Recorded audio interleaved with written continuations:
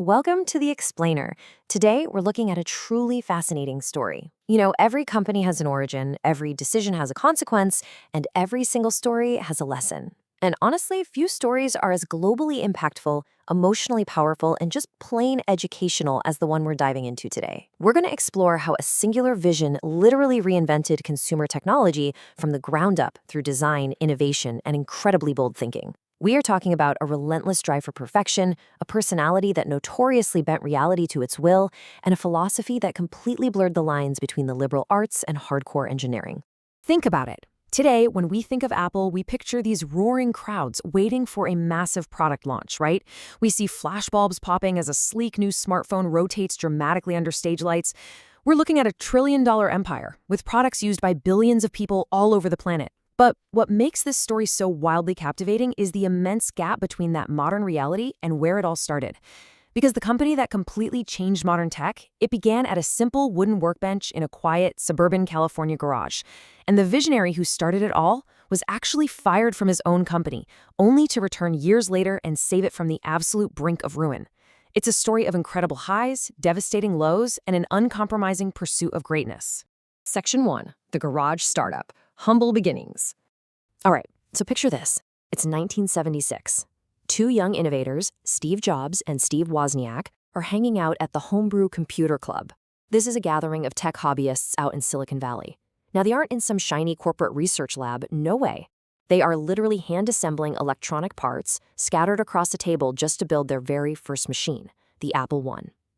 And to even afford the printed circuit boards for this prototype, Wozniak had to sell his prized HP 65 calculator for $500. And Jobs famously sold his Volkswagen microbus. I mean, that is the ultimate startup hustle right there. But things move incredibly fast. Just a year later, in 1977, they launched the Apple II. And this wasn't just some hobbyist kit anymore. It was a fully assembled personal computer that brought the massive initial success and firmly put this little garage startup on the map. This early momentum and the massive cash flow it generated ultimately set the stage for an industry-defining leap in 1984 with the release of the Macintosh. The Apple II kept the lights on, for sure, but the Macintosh was meant to change the universe. Section 2, the Macintosh Revolution, a new creative vision. So before the Macintosh, using a personal computer meant navigating what's called a command line interface. You had to type out these complex, frustrating strings of code just to get the machine to do basic tasks. It was intimidating, it was deeply technical, and quite frankly, it kept everyday people as far away from computers as humanly possible. It was a machine for engineers, built by engineers. But then, the Macintosh introduced the broader world to the graphical user interface. Instead of typing lines of code into this dark digital abyss, you used a mouse to navigate visually with intuitive icons, folders, and windows. Now, this seems completely obvious to us today, right? But at the time, it was an absolute revolution. It wasn't just a technological upgrade, it was a massive marketing innovation driven by a creative vision to make computers beautifully simple and accessible to absolutely everyone. It turned the computer from a daunting, calculating machine into what Jobs famously called a bicycle for the mind. Section 3. The Fall from Grace. Navigating the Abyss. Now, despite Apple's rapid early growth, intense internal disagreements and power struggles were brewing in the boardroom. The company was trying to scale up, and clashes over pricing, marketing, and corporate control reached a boiling point. And then, in a shocking twist of corporate history, Steve Jobs was ousted from the very company he helped build. Just like that, the visionary was suddenly unemployed at age 30. But for Jobs, failure actually became the foundation of future success. During his exile, he didn't just fade away into tech obscurity. No, he used this massive public failure as a foundation to experiment and to build. He founded a new computer company called Next, which developed incredibly advanced, object-oriented software that was literally light years ahead of its time. He also purchased and funded a small computer graphics division from George Lucas, turning it into Pixar, which, as you probably know, went on to become a groundbreaking, Academy Award-winning animation studio. Meanwhile, without his creative compass and relentless, uncompromising drive, Apple severely struggled. They bloated their product lines, completely lost their market identity, and just floundered aimlessly throughout the 1990s. Section 4. The Unprecedented Comeback. A Dramatic Resurrection. Okay, fast forward to 1997. When Steve Jobs made his dramatic return to a struggling Apple, the company was reportedly only 90 days away from insolvency.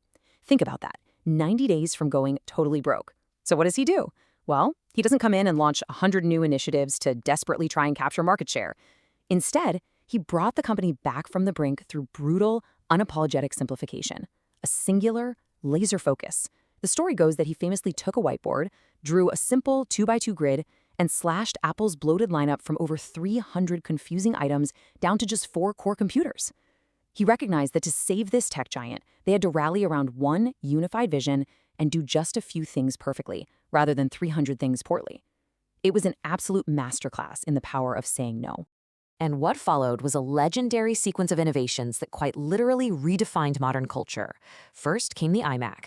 This beautifully designed, colorful, translucent, all-in-one computer signaled to the world, Apple is back, and design deeply matters again.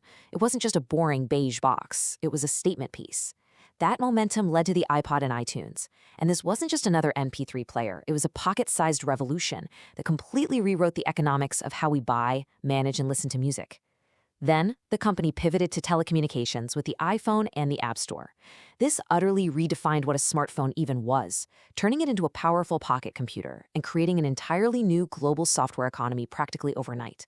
And finally, the iPad, which massively expanded the horizons of mobile computing, perfectly filling that gap between the phone and the laptop for reading, creating, and consuming media. Each of these back-to-back launches didn't just iterate on existing tech, they completely disrupted entire global industries. But the true genius here was that Apple wasn't just building isolated, successful devices anymore. They were meticulously building an ecosystem. Your Mac, your iPhone, your iPad, and later your Apple Watch, the hardware synced perfectly with their beautifully designed software. And that software tied seamlessly into their digital services like iCloud and Apple Music, all of which was fueled by a thriving App Store economy. The whole shebang locked together perfectly. This brilliant interconnectivity generated absolutely unprecedented customer loyalty. Once you were in the ecosystem and your messages, photos, and apps flowed magically between all your screens, well, everything just worked so intuitively together that leaving it felt like an immense downgrade. It transformed Apple from a hardware manufacturer into an indispensable part of daily human life. Section 5. Legacy and Business Lessons. Distilling the Elixir. So, what does this all mean for us? Well, these core business lessons apply to almost any endeavor, whether you're running a massive global corporation or just starting a small side hustle. First, true innovation requires the courage to think differently and ignore the status quo. You simply cannot change the world by safely copying what already exists. Second, design matters just as much as technology. It's never just about the technical specifications of what a product does on paper. It's deeply about the user experience. How does it feel in your hand? How intuitive is it to use? People don't fall in love with microchips, they fall in love with experiences. Third, failure can be a foundation. Jobs used his lowest point, getting publicly fired, as a launchpad for incredible personal and professional growth with Next and Pixar, and then he brought those new skills right back to his original venture. And finally, focus on a few great products instead of many average ones. Simplicity, beautiful design, and incredibly bold thinking are the ultimate takeaways here for any entrepreneur, creator, or student. Seriously, saying no is just as important as saying yes.